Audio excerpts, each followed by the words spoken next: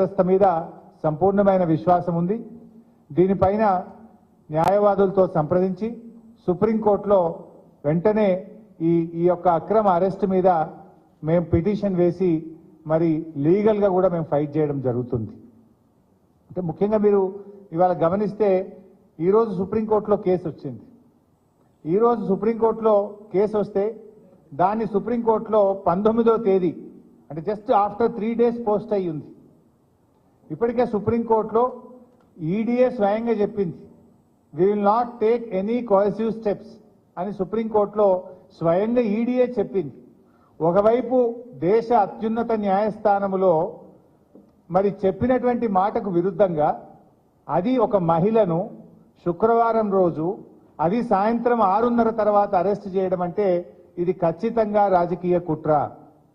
ఇది రాజకీయంగా ఎన్నికల ముందు రేపు నోటిఫికేషన్ వస్తుందంటే ఇవాళ అరెస్ట్ చేయడం అనేటువంటిది మా పార్టీని దెబ్బతీయాలని ఒక పథకం ప్రకారంగా ఒక కుట్రతో చేస్తా ఉన్నారు. 19వ తేదీ కోర్టులో కేసులో ఉంది కదా, ఏమంత అర్జెంట్ వచ్చింది ఇవాళని అరెస్ట్ చేయాలని? కోర్టులో ఈ కేసు ఫుల్ మ్యాటర్ని ఎగ్జామిన్ చేస్తా ఉన్నారు. మహిళల్ని ఈడీ అరెస్ట్ చేయొచ్చా చేయరాదా? ఇది మమతా బెనర్జీ వెస్ట్ బెంగాల్ ముఖ్యమంత్రి గారి కుటుంబ సభ్యురాలిపైన, నళిని చిదంబరం గారిపైన, కవిత గారిపైన ఈ అన్ని కేసులు కలిపి సుప్రీంకోర్టు ఒకవైపు వింటా ఉంది. సుప్రీంకోర్టులో దీని మీద ఒకవైపు విచారణ జరుగుతూ ఉంటే, సుప్రీంకోర్టు దేశ అత్యున్నత న్యాయస్థానం దీన్ని విచారిస్తూ ఉంటే 3 రోజుల తర్వాతనే 19వ తేదీ సుప్రీంకోర్టులో మ్యాటర్ పెండింగ్ లో ఉంటే ఇవాళ ఈ రోజు ఇంత అర్జెంటుగా అరెస్ట్ చేయడం అనేటువంటిది రేపు ఎలక్షన్ నోటిఫికేషన్ వస్తుంది కనుక పార్లమెంట్ ఎన్నికల్లో మమ్మల్ని దెబ్బతీయాలని ఇలా ఒక కుట్రతో చేసినటువంటిది అనేది ఇలా స్పష్టంగా రాష్ట్ర ప్రజలందరికీ కూడా అర్థమవుతా ఉంది.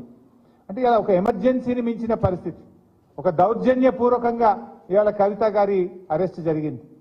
ఇది గతంలో కూడా జరిగింది, మీరు అందరు చూస్తున్నారు. మా మంత్రులు గంగుల కమలాకర్ గాని ఇతర మంత్రులు, మా పార్లమెంట్ సభ్యులు, మా శాసనసభ్యుల మీద కూడా ఇలాంటి ప్రయత్నాలు జరిగినాయి. అటు ఈడీ కేసులు, ఇటు రాష్ట్ర ప్రభుత్వ అక్రమ కేసులు, ఇలా అనేక రకాల మా పార్టీ నాయకుల మీద కూడా కుట్ర జరిగింది. ఒకవైపు మా ఎమ్మెల్యేలను కొనుగోలు చేసే ప్రయత్నం కూడా ఇదే బీజేపీ నాయకులు చేసిన విషయం కూడా మనందరికీ తెలుసు. అంటే ఇది ఒక రకంగా రాజకీయంగా మా మీద కక్ష సాధింపు చర్యలకు పాల్పడతా ఉన్నారు. ఎందుకంటే ఇదంతా కూడా ఒక కక్షతో చేస్తున్నటువంటిదే తప్ప ఇంకోటేం కాదు. ఈ అప్రజాస్వామిక చర్యలకు నిరసనగా ఈరోజు కవిత గారి అరెస్టుకు నిరసనగా రాష్ట్ర వ్యాప్తంగా కూడా రేపు అన్ని నియోజకవర్గ కేంద్రాల్లో పెద్ద ఎత్తున నిరసన కార్యక్రమాలు చేయాలని చెప్పి పార్టీ పిలుపునిస్తా ఉంది.